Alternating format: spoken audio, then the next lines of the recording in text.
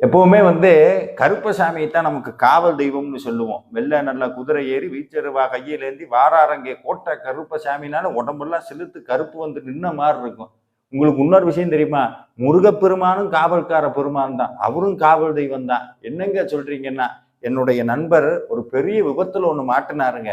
அந்த விபத்துல மாட்டுறதுக்கு முன்னாடி கேட்டுட்டு போன பாடல் வேல் வகுப்பு. இதுல இன்னொரு அதிசயம் என்னன்னா, காரு சுக்குநூறா போனதுக்கு அப்புறமும் அந்த வேல் வகுப்பு ஓடிக்கிட்டே இருந்திருக்கு.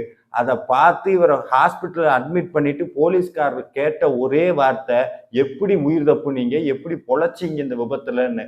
அவர் சரியாயிட்டு என்கிட்ட சொன்னாரு, முருகன் என் கூட இருக்காரு அப்படிங்கிறத அந்த வேல் வகுப்பு வரிகள் எனக்கு உணர்த்துச்சுங்க ஐயான்னு சொன்னாரு. அப்பதான் எனக்கு ஒரு வார்த்தை ஒண்ணு ஞாபகம் வந்தது. அருணகிரிநாதர் 15வது நூற்றாண்டுல பழனிமலையில உட்கார்ந்துட்டு ஒரு வார்த்தை சொன்னாருங்க. தொழுது வழிபடும் அடியவர்க்கு காவல்கார பெருமானை, உன்னை யாரெல்லாம் முருகான்